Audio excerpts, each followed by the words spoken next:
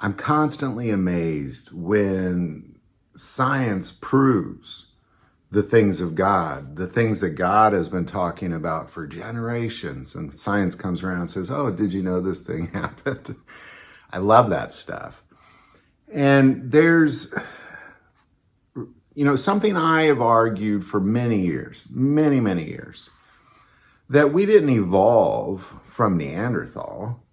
Neanderthal was what humans looked like when they lived 900 years.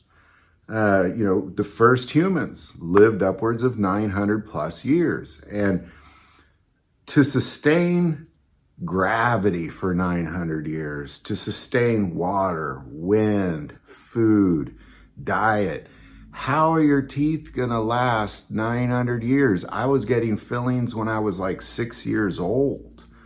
How do you go 1,000 years and still have teeth? Like, how is that humanly possible? Your skeletal system would definitely have to be different, because like even now, personally, I'm almost an inch shorter than I was in high school because gravity continues to push me down.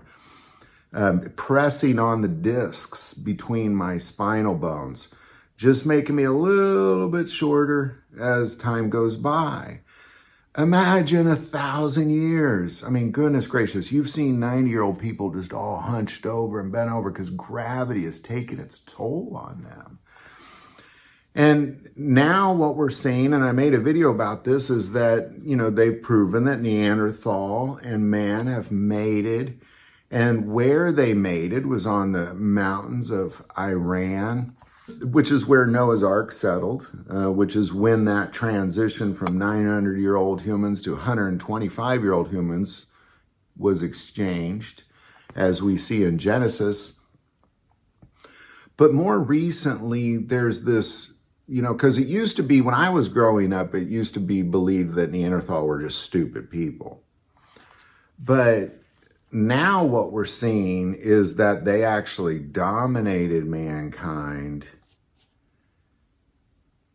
enslaved mankind, and then ultimately consumed mankind, eating them and drinking their blood, almost to the point where humans were extinct.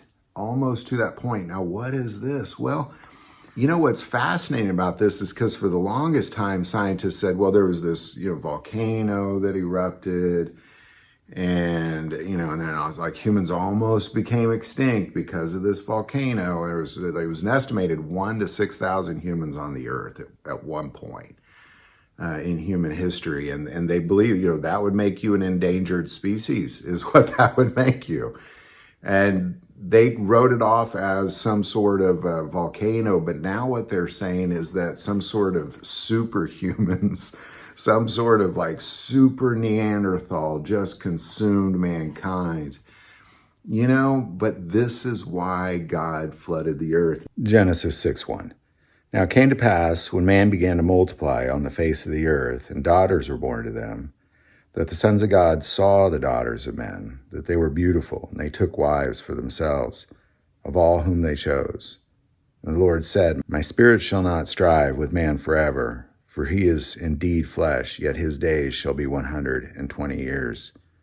There were giants on the earth in those days, and also afterwards, when the sons of God came in to the daughters of men, and they bore children to them. Those were the mighty men who were of old, men of renown. I think it's important to read the book of Enoch. Number one, Jude quotes Enoch and literally says, according to the prophecy of Enoch, and quotes it. Jesus referenced Enoch.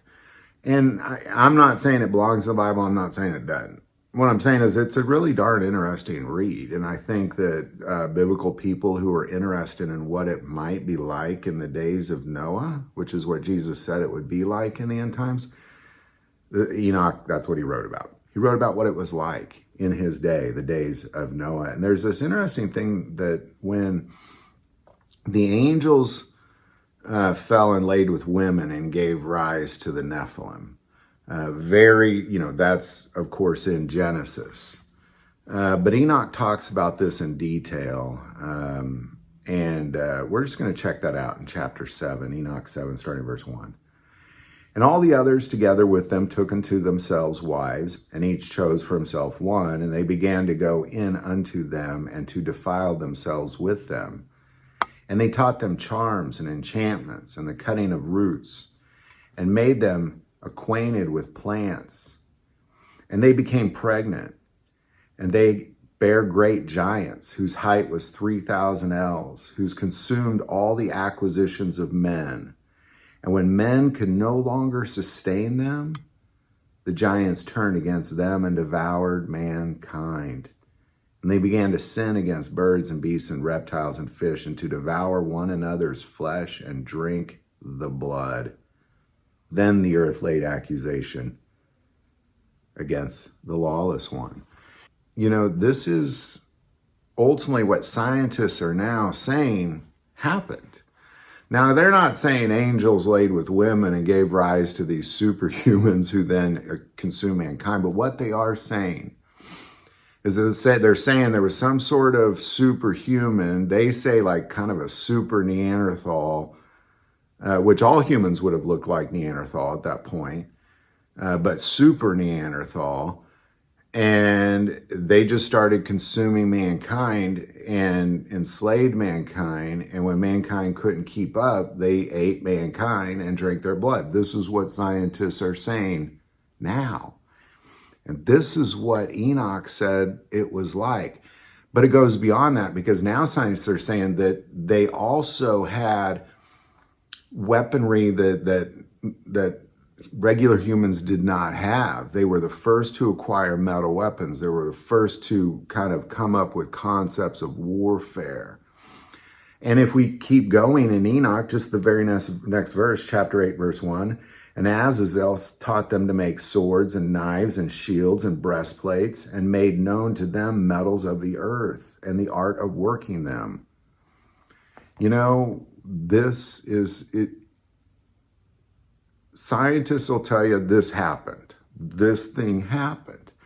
When I was growing up, they said it happened because of a volcano. But now they'll say because, really strong Neanderthals, really big Neanderthals just kind of came in and they, for some reason, knew how to make weapons. And for some reason, they knew the art of making breastplates and shields and weapons like this. And they consumed mankind and they devoured mankind.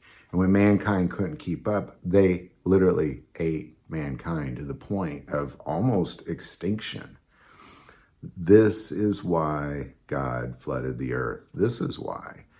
And scientists are now looking at this moment in time and they can't make sense of it other than just some sort of superhuman attack, like Google superhumans causing mankind to become extinct. It's going to be some sort of like 900,000 years ago, there was it's going to be some sort of nonsense that ultimately points towards what Enoch said the days of Noah was like.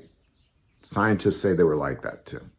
They say the same thing. They say it was exactly like Enoch said it was.